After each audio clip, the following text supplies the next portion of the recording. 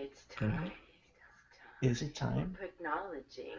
Technology. After dark. After dark. Oh my. Oh my goodness! If you didn't have a paper bag making you hyperventilate or something like that, whatever. Whew, that was a crazy ending to that game.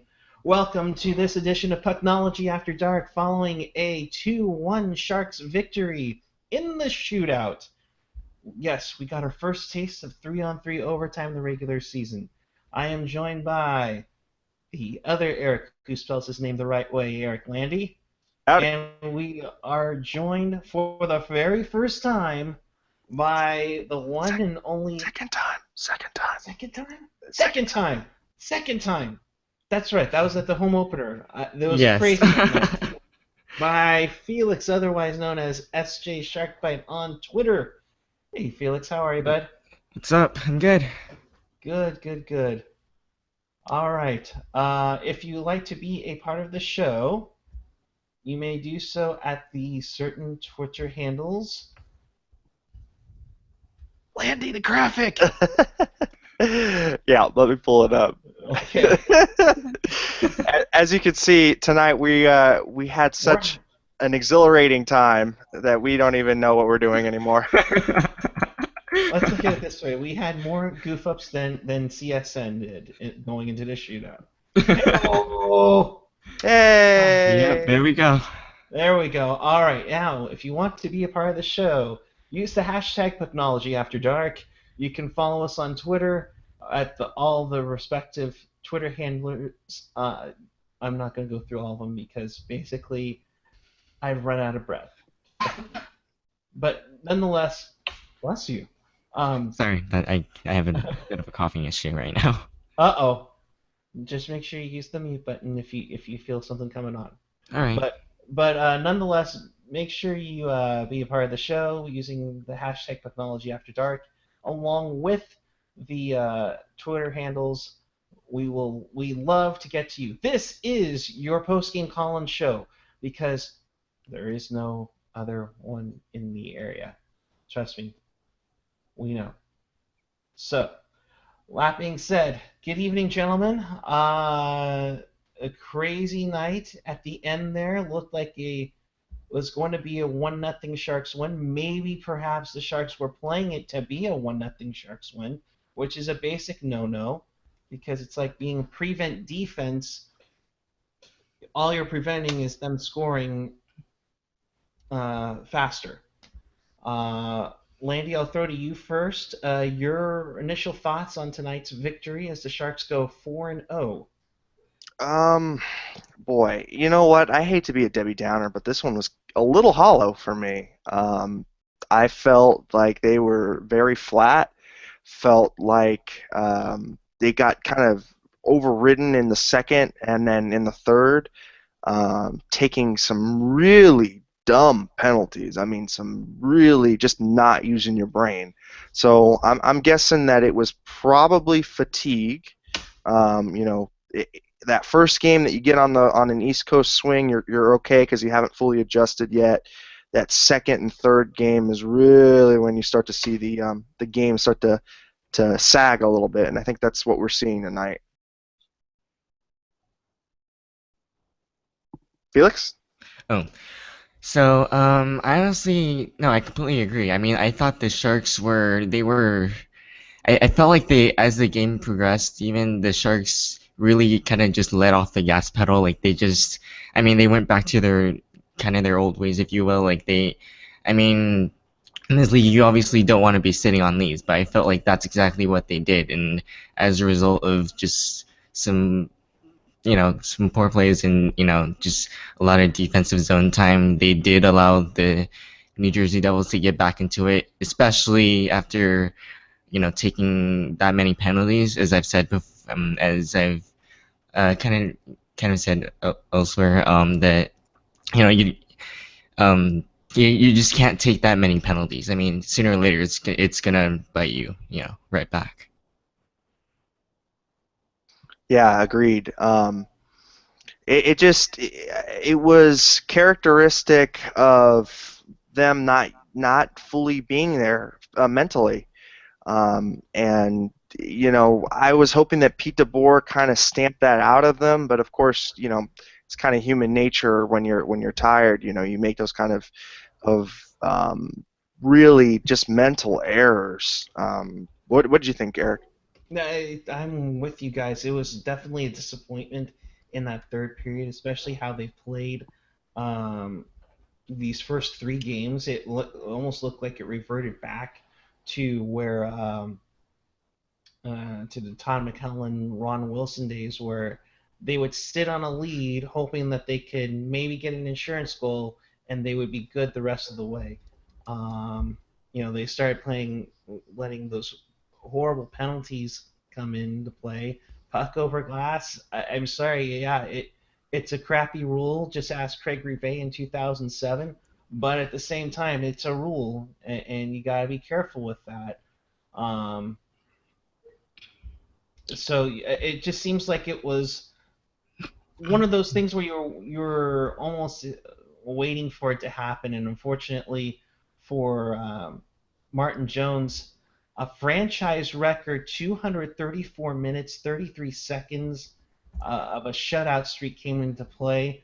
Unfortunately, I'm gonna have to pin this on Jamie Baker, who said the word, and Brody, who Facebooked the word. Uh, you know, you can't do that. You can't do that at all. Um, it is what it is, and thankfully, things were okay. However, those penalties in the third period are a cause for concern. And secondly, um, I don't know if they've been practicing 3-on-3. I know they did a few things during the preseason, but I don't think they did too much with the current roster. I kind of wonder. Um, I kind of wonder if they need some more practice on 3-on-3, because it looked like a fire wagon change like crazy. Yeah, no. You saw guys getting stuck out there way too long. You saw the defensemen um, not being as active as I would have wanted. In that particular instance, I felt Burns probably played the best 3-on-3. I didn't think Thornton played it all that well, to be quite honest. I thought that he wanted to play on the half boards a lot, and it just seems like the 3-on-3 is geared toward the rush. You're going to make everything on the rush. You can't eat it like you would in 5-on-5, where you try to bring it up the half boards and just try and grind it out. So yeah, I think it's going to be an adjustment, especially because we do have a laden team, and it's just going to take them a little bit of time to kind of adjust to it because they're still learning it too. But yeah, no, I overall, like I said, it just felt hollow, like a hollow win. You know how when they say you win those games that you're not supposed to win, um, and then it's like it's a precursor for something bad coming along. So knock on wood, I hope that it's not, but it sure did look like Jones stole one for us. Now, mind you, that's going to happen in an 82 game season. You're going to have times when the goalie is going to steal one for you, and you move on.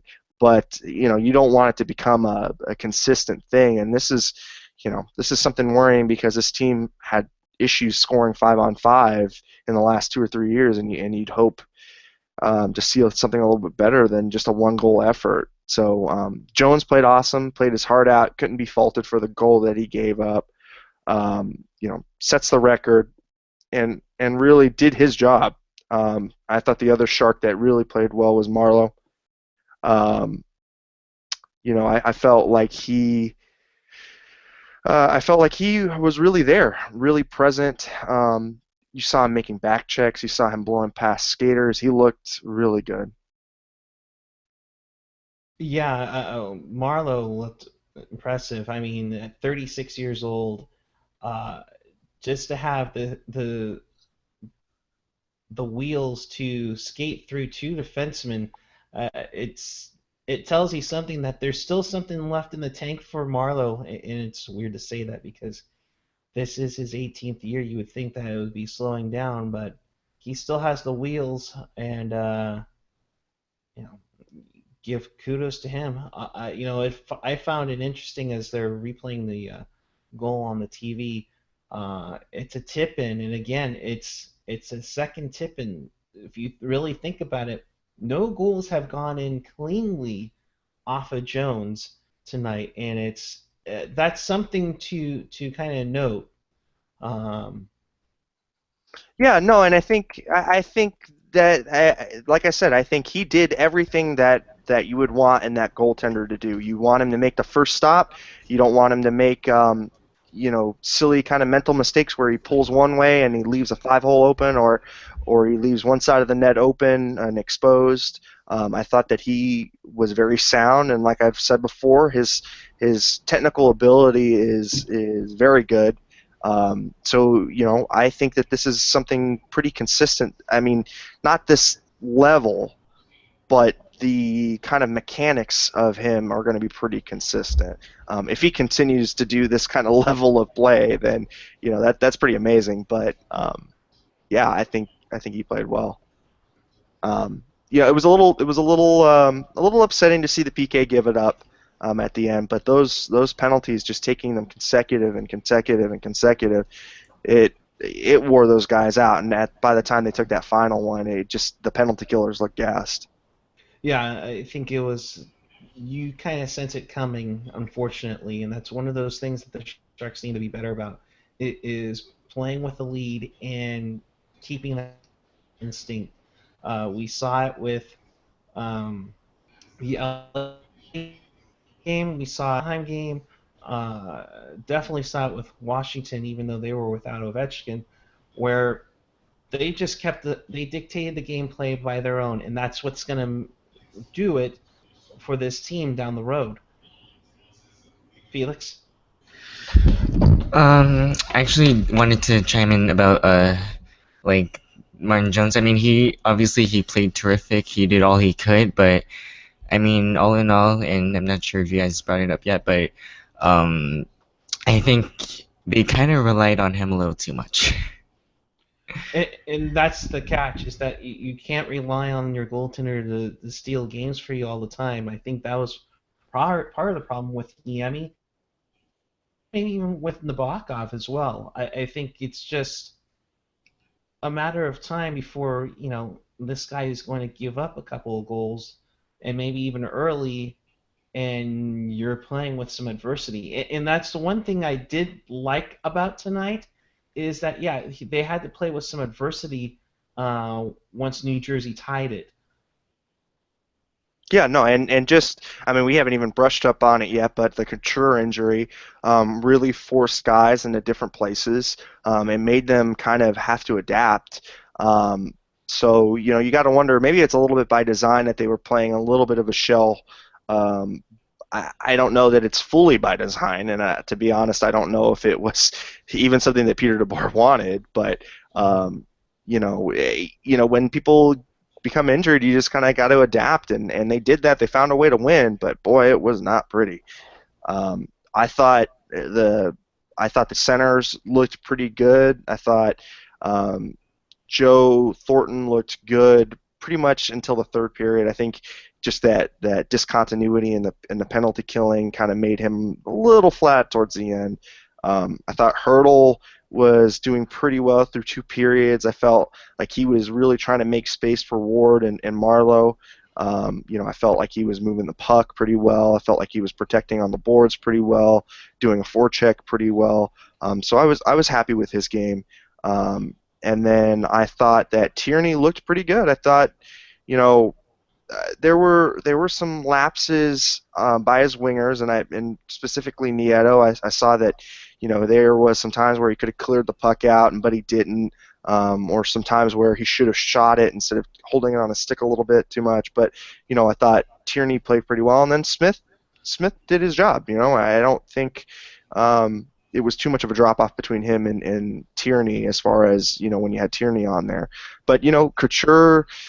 is just a playmaker. He gets into those dirty areas and just sets something up, or he makes a goal, or he's just kind of a little spark plug, on that second line, and you kind of saw that missing. So um, yeah, like I said, overall, I'd give this a C minus effort, and goaltending, you know, continues to be an A. But I like that they're going to rest Jones tomorrow. They're going to go with Stalock, and if anything, it'll just give them a little bit different look in the net. And maybe spark the Sharks to play a little bit differently, knowing that they've got to play a little bit more on their heels because Stalock is back there, and Stalock pushes the base. I agree with that. I think maybe it is time to give Jones a rest, just because of the sheer fact that it's you don't he's not going to be where you're going to use him like Urbe was in '94, where he's playing 74, or like Naby that one year when he played like 70. I think it's you have to give some rest, and Stalock deserves a chance. I mean, with a better defense around him now, why not? You need to see what you have before you make a move with goaltending next year. I know that it's early to talk about next year, but Grosnick has a one-way deal next season that kind of is going to decide where you're going to go with Stalock. And, well, it's going to be interesting to see. And get Stalock some game time. Let him not get be frozen out there for 2 weeks into the season is helpful. Yeah, no, I totally agree. If we want to go a little bit into the standings update, because we haven't done that yet, and this is now our fourth game, so the Sharks right now currently lead the Pacific Division with 8 points. We got, of course, 4 wins with 3 ROW, which is a regulation overtime win. We're at a plus 12 differential, so 14 goals for and 12 goals against. One 0-0 at home, 3 0-0 away. So yeah, that's pretty good. That differential's looking really well, really good. We've got in progress right now. We've got Calgary and Winnipeg. Winnipeg currently sits in second in the Central, with Minnesota leading that division. You've got St. Louis in third, and you've got Nashville in fourth, followed by Dallas, followed by Chicago, followed by Colorado. So the Sharks are in pretty good position right now, and of course we always say that at the beginning of the year when they come out to these hot starts. But really, if you can bank some wins right now, make that slog in February and January. It won't put as much pressure on you to get wins there. So it's good to see them picking up points, and it's good to see that differential be so high. Agreed. You look at where Anaheim and LA are at, and you know that there's going to be a time where they finally catch on and win some games and get it together. I can't see them continuing the trend where they're at right now, where they're a combined 0-5-1 with a total of 3 goals for and 15 goals against. Uh, They're currently losing right now. 5 minutes into their game with Colorado, Colorado's up 1-0. on Anaheim, and that's I don't know what in the world is going on with Anaheim, because the Ducks were everybody's favorite to come out of the West, let alone win the Cup. Um, it's this just makes no sense whatsoever. No, it Um, doesn't. It doesn't. And you've got to start wondering, man, is Bruce Boudreau on the hot seat? Because they've got cup aspirations this year, and if they don't even start moving some points here, it's going to be tough for them to get back on the race. Let's say they go, 2-0 or 2-8, or 7-1, or something really bad where they can't get the points early. It's going to be tough for them to get back, and especially in the West where you've got teams constantly improving and upgrading. So it's they've got to get in gear if they want to win this division. If they even want to sniff the playoffs, to be honest. agreed, and I'm kind of following it right now, and Anaheim has officially debuted their Mighty Duck orange jerseys. And you know what? To be absolutely honest, they look like they could have been a San Francisco Bulls jersey. But yeah, I mean they're down 1-0 to Colorado, who hasn't played well themselves. LA and Minnesota are going to get going in a little bit, but it's key. Now you're putting yourself 8 points ahead of LA and Anaheim, two teams that a lot of people thought would do something in the playoffs, in the playoff race, in the playoffs. I just find it really interesting that this is going, and nobody expected Vancouver to do anything this year, and they're battling the Sharks for first place in the Pacific right now. And they're currently holding St. Louis at bay right now. It's nothing with 9 minutes gone in the first. So, Miller's playing his heart out right now, and he's doing a pretty good job. They've, like I said, we've kind of picked them apart in the off season about where they're going and what they have, and kind of have felt that they kind of lacked direction, that their pipeline wasn't as stocked as, it reminded us of the Sharks a couple of years ago where you had a couple of names and then it really got barren really quickly. So, it's pretty amazing to see them do this and to see them inject the youth that they have. And they're playing, personally, I think they're playing above their heads and they'll kind of come back down to earth.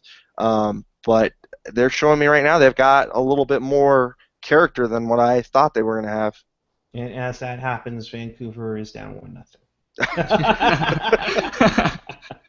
And yes, It's like, here's all the kudos for Vancouver, and it's gone. Felix, to you, I mean, how important do you think it is to get these points early?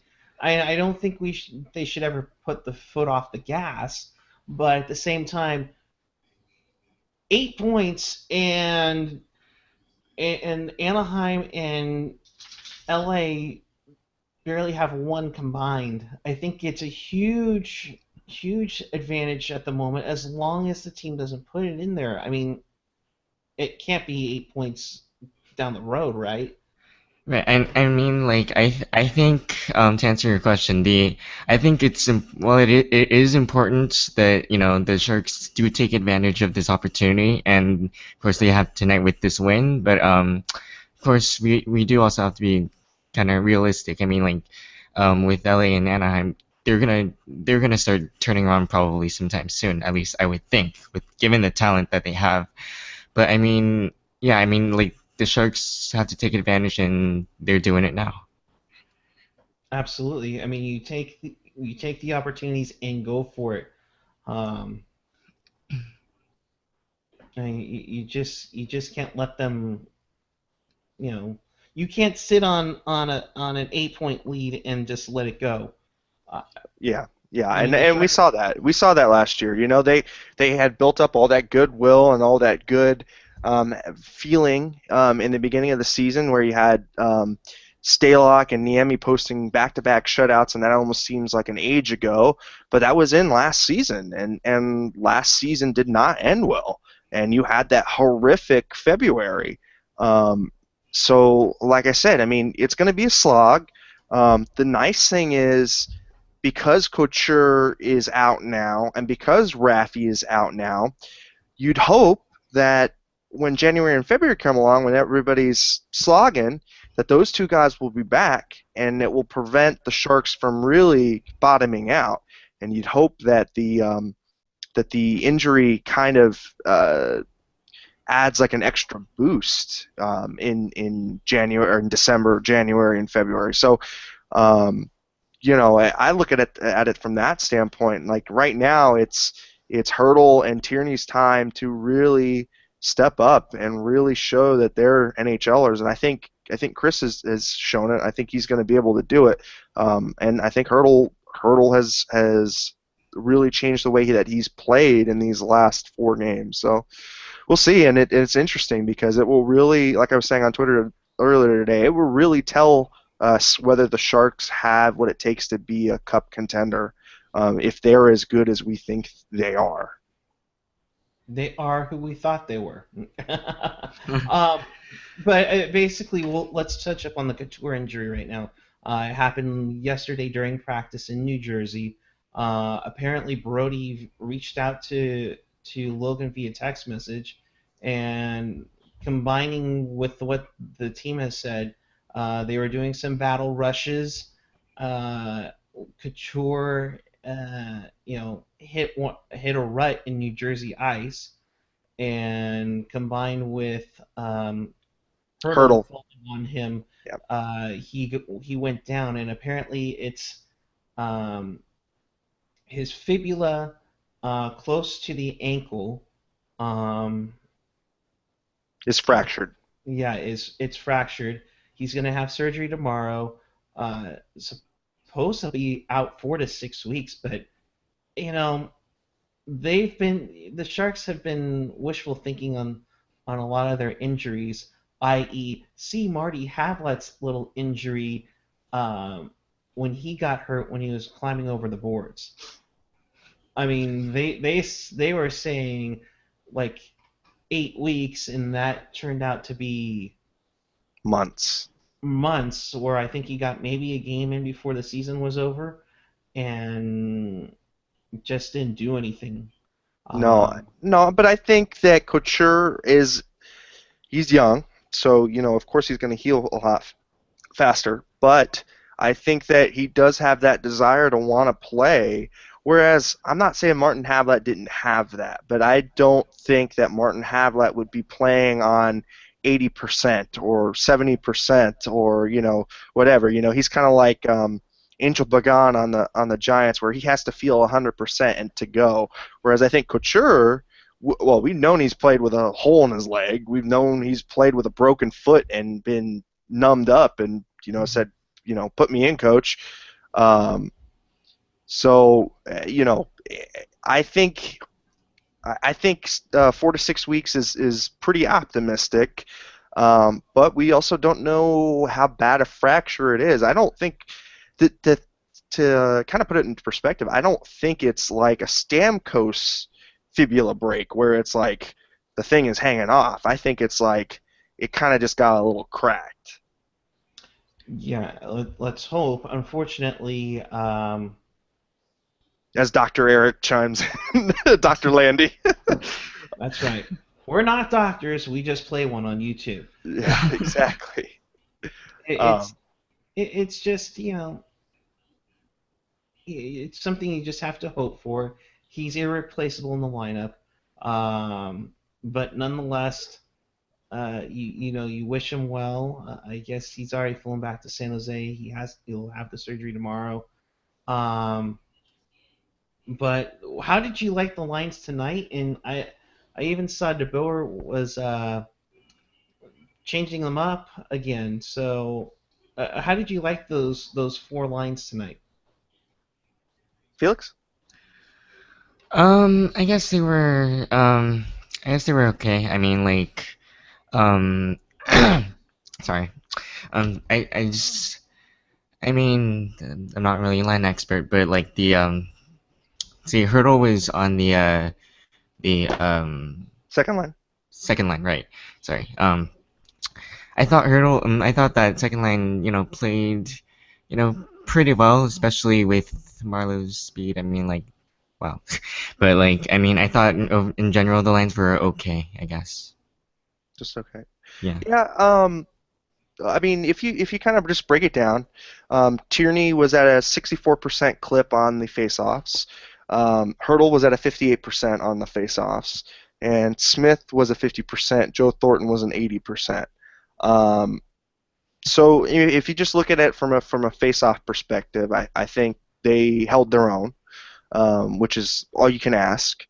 I think, like I was saying before, I think Hurdle was playing with good speed and good tenacity up to in the first two periods. I want to say the whole team was playing pretty well through maybe the period and a half, and then it really started to drop off. So at the beginning of the game, I thought that things looked okay, but as kind of went on, you saw Goldobin getting pushed off the puck. You saw Ward not connecting well with Marlowe and Hurdle. Um, and so you could just see that they hadn't played together and things weren't gelling. But I don't think it's time to split them up yet. I think you still want to keep Thornton, Hurdle, Tierney, Smith down the middle, and then kind of mix and match wingers with them. Yeah, I think you're trying. They're trying to keep Hurdle as a centerman, so you could have. I thought maybe flip flop Marlowe as a center, and had Hurdle on their wing, or even put Goldobin there. But I think that was before the whole Donskoy injury Yeah. uh, took place, and he's day to day. He took a rough shot in the season in the home opener. Um, so he should be back before the end of the road trip. Otherwise, I doubt he would have made the road trip altogether. Um, Well, and he played in Washington too, so right. so it must have been something that kind of just flared up or whatever. And I'm not guessing it's more than a 1 or 2 game thing, but heck, we said that about Carlson. We were like, oh yeah, he won't be out too long, and he still hasn't played a game yet in the Barracuda, so that's a little worrisome. Yeah, and that's the other thing too is we don't know what really is going on with Carlson, and this injury that he has is lagging onward, and it's starting to get a little concerning now. Um, in regards to how long this is going to be out, and for that matter too, he didn't really get a chance to show off to uh, to DeBoer. So who knows if he's even guaranteed a spot with the team once he comes up? How he will do any type of stint with the Barracuda. Um, this is really interesting to see how that comes about down the road. But the new guys, Donskoy and Goldobin, guys, have they done enough, or do they need to do a little bit more? I mean, defensively, I think Goldobin is a work in progress. Although I did see him try to backcheck, and I did see him want to put the effort in, and you saw it. But there were a couple times where he was caught with his feet standing still. He wasn't moving his feet in the defensive zone, and that's not good. Um, and Donskoy is enigmatic at times for me. I feel like sometimes he can really put himself in front of the goaltender and really make some havoc in the crease. And there are times where it's like, oh, he was on the ice that time? Oh, okay. So it's yeah, at least Goldobin you can kind of see his creativity there, but it's he needs some seasoning. You can tell that. And I think Donskoy also could benefit from some seasoning as well. But this is what we've got right now. Somebody was asking, well, why not bring up like McCarthy or Haley or something like that, and plug them in on the fourth line. And I think with the way that Peter DeBoer wants to play that four-line rolling kind of game, and we saw that again today. We saw everybody get a pretty good amount of time, but I did find it interesting that Brown's time was kind of scaled back a little bit. You could definitely see that he was trying to shelter Brown a little bit more, Mike Brown. Um, and so it's like, well, if he's doing that, then would it be a good idea to bring another skill forward up from the CUDA or not? So I'm not sure. What did you think, Felix? I think to be honest, Don Square has been like slightly more impressive than Goldobin. I do agree that Goldobin does need more seasoning in the NHL or AHL, sorry, with the Barracuda. But Don Square has been impressive. And I guess like defensively, yes, he does lay it out on the ice. But I don't know. I guess he has he has had those moments where he kind of hasn't been really noticeable, but overall, I think he's been you know pretty good improvements. He's at least better than Gold Open, in my opinion. Hmm. I think Mr. Puck guy needs to turn his mic back on. Whoops! You just I have my two puppies. It's just a matter of time before they start going on a barking thing. So sometimes when you guys are talking, I try to keep them quiet and everything. But looking at the ice time tonight, it's very interesting to look at. Burns and Martin Dylan, played. yeah, Burns and Martin got rode hard Yeah, they tonight. played 30 minutes tonight. You know, Braun had 19, 18. What Vlasic had a little over 20, which is kind of surprising that only Vlasic played 20. But Dylan had 14:58, and Tennyson only had 9:43. A little interesting there, and to see how that goes down the road. Now remember, they do play tomorrow, so look for Tennyson and Dylan to have probably a little bit more bump up in their ice time in order to let the others get some breathing room. Um, This just in from AJ Strong. Attention yes. viewers, the part of AJ Strong in tonight's episode of Pucknology After Dark will be played by Puck Guy's fake tree. Uh, your thoughts about tonight's game? I know it's a small sample size, but my goodness, Goldobin still needs me more seasoning. But damn it, what the hell's with our penalty killing? Ah! Um, Uh, oh wait, I'm sorry. What was that? Eric and his stupid AOL account. Oh my god. it, Oh, hey, it would not be Pucknology After Dark without an AOL jab, okay? It's yeah, of just not. course. Oh Um, gosh. well, yes, AJ unfortunately couldn't be with us this evening and will not be with us tomorrow as well. However, we will have the lovely Ian Reed on tomorrow night. So, Yeah, Ian and Chris and Eric Landy will run the ship tomorrow for the Sharks and the Islanders post game. Make sure you join into that. Let's join in. And you know what? That dum dum didn't even tweet the right Puck guy Twitter handle. How dare he? Let's talk about I saw that. dude. It's on my jersey. Come on, AJ. Um, let's go to the tweets for a moment here. Um, and now on Pucknology After Dark, Ian Reed with the weather. Ian, you're not here, so I guess not. A couple of tweets that came to me. Uh, Villanueva underscore A. Hey, he ain't Marty Havlat. Sorry, Puckeye14 at Eric Landy. Yes, we understand he's not. He's not. Obviously, because he scores goals and doesn't get injured for a massive myriad amount of time. No, He's not glass. He's not made of glass. true. No, no. No, that's we were just reminding of that. Our good friend Slushy Jake didn't Vlasic clearing the puck over the glass remind you of Game 2 of the LA playoffs. Actually, good memory on that, Jake, because Vlasic essentially set up a 5-on-3 then and a 5-on-3 now.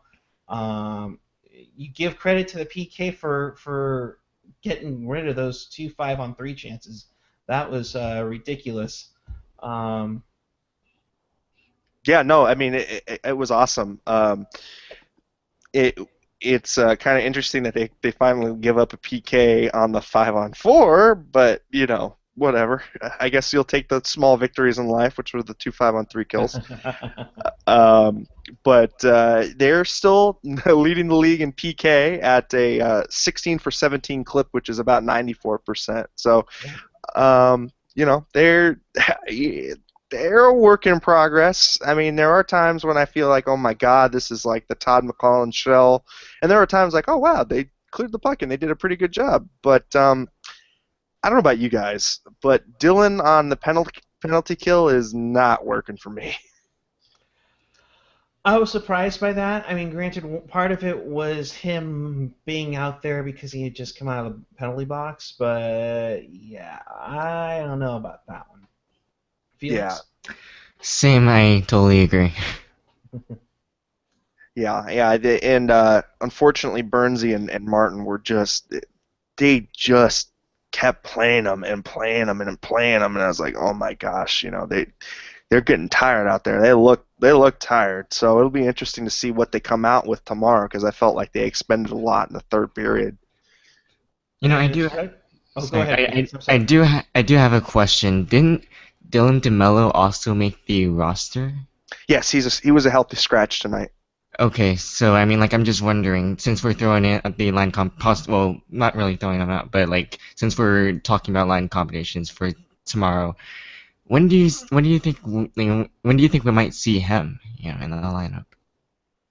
It's a good question, and maybe we'll see it tomorrow against the Islanders, just for the sheer sake of having a fresh body on there, and especially if you're only using Tennyson for a little over 9 minutes. In if that's the case, why not put him out there? Um, Well, I pose this to you guys. What about carrying a seventh defenseman in place of Mike Brown? So Brown only got 7 minutes and 28 seconds tonight. The next closest person was uh, Smith with 8 minutes and 20 seconds. So would you maybe pull Brown out and double shift somebody and keep a seventh defenseman on there? We used to see I talk mean, of I that. would be down with it. Yeah, I would be down with going with seven defensemen. Although DeBoer likes to roll four lines, so it'll be really interesting to see. Now, if maybe down the road when somebody's kind of recovering from an injury, maybe he rolls with 7D. But since he likes to roll his four lines, I can't see it at the moment, right, Felix? Mm. Yeah, I guess so. You do have a great point that De Boer does like to roll four lines, but it would be nice to to have a seventh defenseman and just pull Brown out like for a game or two. Yeah, and I think we'll see Donskoy soon. I don't think it's going to be that big a deal, but boy, they just looked they just I just hadn't seen them that flat in a while, so it was a little disturbing. Um, breaking AJ Strong Oh at no. Puckguy 14's fake tree doesn't give a fuck about Puckguy's actual Twitter handle. Well, I'm glad he's watching the show, but how does he know? Let's ask the fake tree. Hey, fake tree, do you care which Twitter handle I tweet from? No, you're just awesome no matter what. Even if AJ thinks you're a fake tree and doesn't give a fuck about you, you've been around with me for over 30 years, so whatever. Fake tree, ladies and gentlemen, fake Back to tree. you, Landy. And no, it's not for sale with a free tweet up button. Courtesy of Puck Guy 14, everyone. That's right.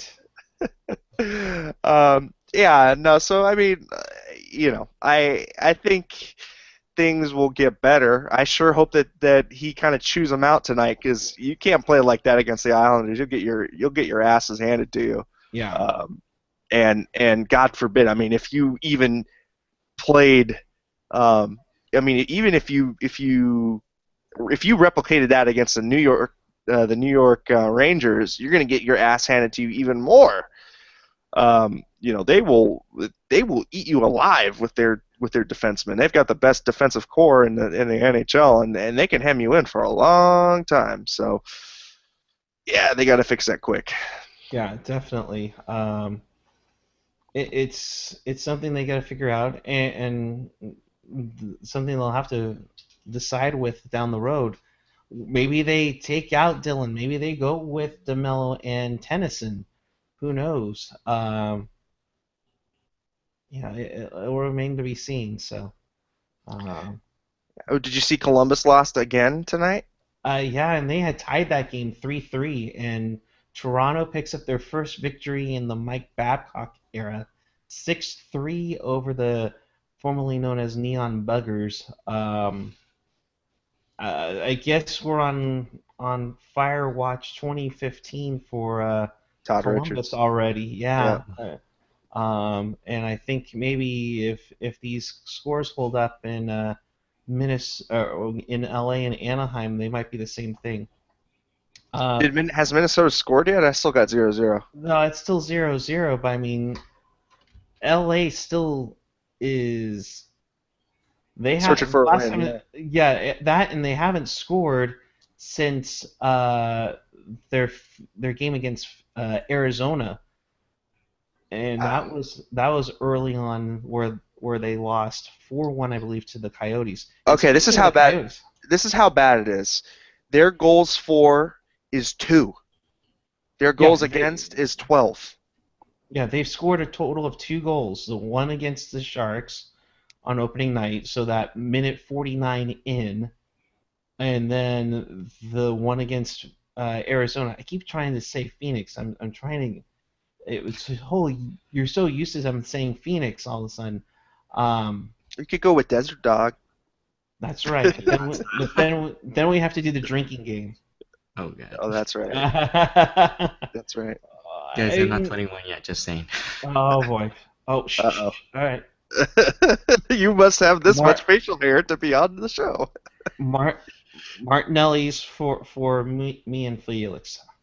Oh, okay. All right. I guess I'll have to carry the after You dark can, mantle. yes, exactly. I'll have to drink all the beers for you guys. Oh god. But Yeah, Arizona, man, they're doing well. they're doing really well. I mean, yes, they lost to Minnesota the other night, but I mean, shoot, man, that's crazy what they're doing in Arizona.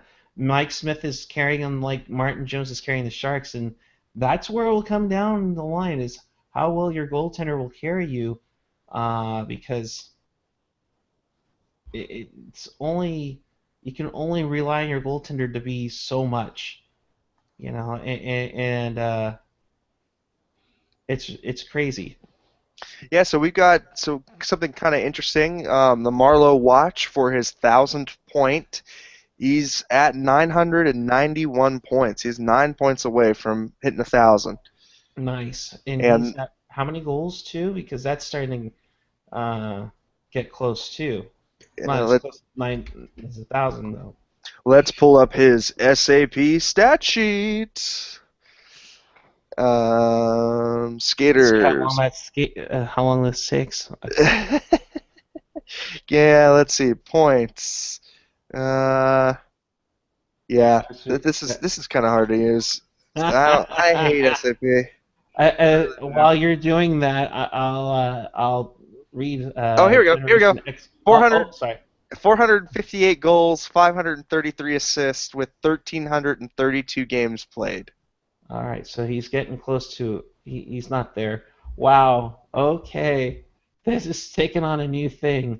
Gen X. So which one of us is gonna make an Eric's fake tree account a thing?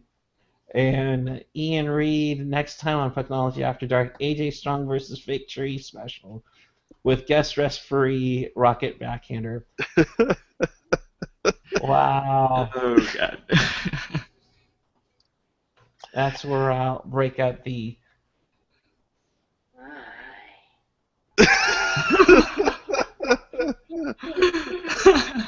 Oh god. Oh boy, that's how you know it's after dark, ladies and gentlemen. That's how That's you know it's right. after dark. Uh, yeah, that's pretty much all the tweets we have. With that, any thoughts before? I guess we'll take off since we have a game tomorrow too. Yeah, it'd kind of be a little bit of an update. The Sharks lead the shot attempts percentage close, so I guess it's like what is that? Corsi relative, I think. I'm not exactly. I can't remember which SAP stat correlates to what we know as Fenwick and Corsi, but I'm not exactly sure. But they lead in shot attempts for divided by. Okay, so it's 100 shot attempts for divided by shot attempts for plus shooting attempts against. So I think that's Fenwick. But anyhow, so their possession stats, i.e., their possession stats, are pretty good. Ian, 68%. help us out with Corsi and Fenwick because Yeah. that confuses the hell out of me. Well, no, I just need a little cheat sheet that says this relates to the NHL stat and this relates to what we know in the stats community. I mean, what some of us know, anyways, because I I relatively know what Corsi and Fenwick is about. I know that if you have a better percentage for, then you're keeping the puck longer or you're shooting it more than the other team. But like I said, the NHL decided to go with renaming everything. So anyhow, so Anyhow, yeah, their possession stats are pretty good, which is pretty optimistic because that's kind of one of those indicators that says a metric for continued success.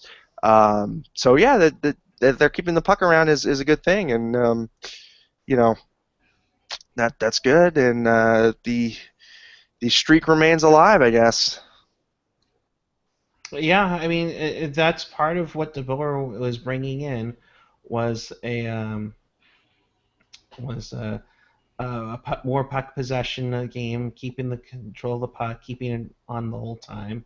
Um, it's working very well already, so that's a great thing to have, and you can only hope that it will keep working down the road for them. It's something that you have to keep on. The other thing I think as well, I think, and they were struggling tonight with is face-offs in the defensive zone. I think they had a rough time with that. Uh, Yeah, it looked funny because it like initially they got good face-offs because the face-offs were uh, 37 face-offs for the Sharks and 22 face-offs for the Devils. I mean they were pretty good on the face-off dot in general, but I agree. I feel like they were just a little outmatched in their own defensive zone. It seemed, yeah, I don't know about you guys, but it looked like the ice was not good. and Felix, I'll let you take this, but I mean that's part of the reason why Logan's hurt now. Yeah.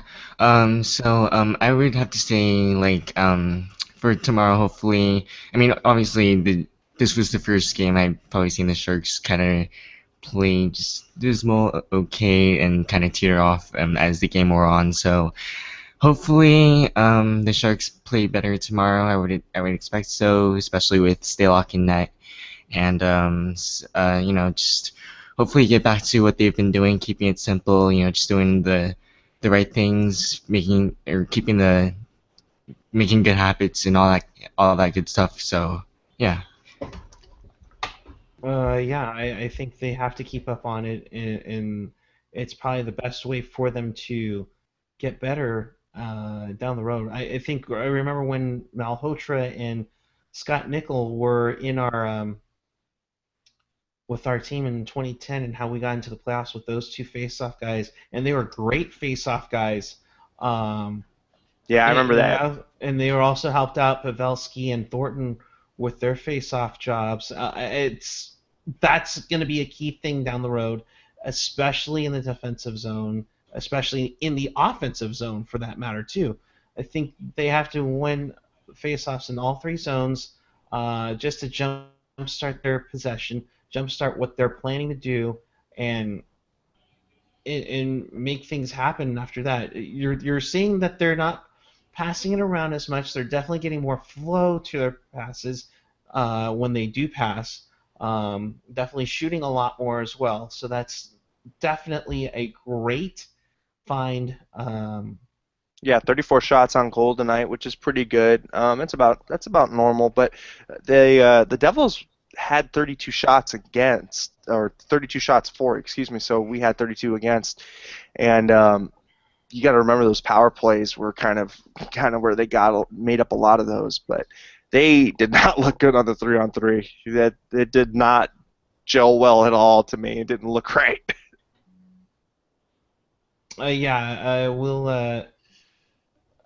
It just that 3-on-3 just needs some more practice. Definitely just needs some more practice because it just did not look crisp. It looked out of the ordinary. They had a nice stretch to start the overtime, but after that, New Jersey kept them Hinding and just kept going after them.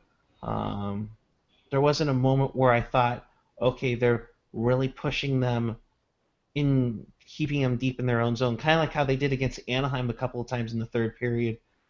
They just didn't look right there. New Jersey did more of that, and they ended up getting a penalty in overtime, and really had a chance to finish off the deal, but thankfully they didn't. But yeah, they gotta work on their 3-on-3 when they get some practice time. I'm not saying work on it in the morning skate tomorrow, which I would assume would be optional at in the meantime. But Well, it's not too bad, right? Because we got to remember too, they're in Jersey, so Jersey to Brooklyn isn't too bad. So I wonder if they're staying somewhere in the city, maybe, and trying to springboard from there, right? So if they stay in the same hotel, to go to Jersey, then to go to the Islanders, and then go to the Rangers, I think that would be a good idea. I don't know how exactly they do it normally, but um, yeah, I think just overall, I felt like we got away with one. Really, really got away with one. yeah, I agree. I think it was one win where I didn't think they played to lose the game. They just didn't play to win the game. I thought they were a lot better than they were the past three games, and it showed. I think that a couple of day rest maybe got them out of the flow, but you know, gotta be a lot better than that, and definitely need to spread their wealth around. No 30 minutes for Burns and Martin.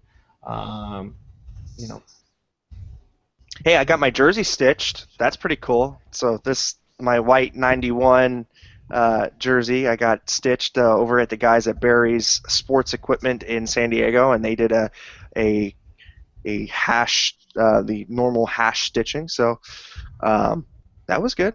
$25 for the two shoulder patches and the crest.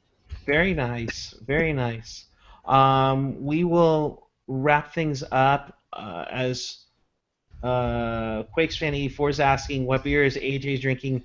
My guess, I would say Lagunitas IPA because that's one of his faves, but he's probably going with something very rare.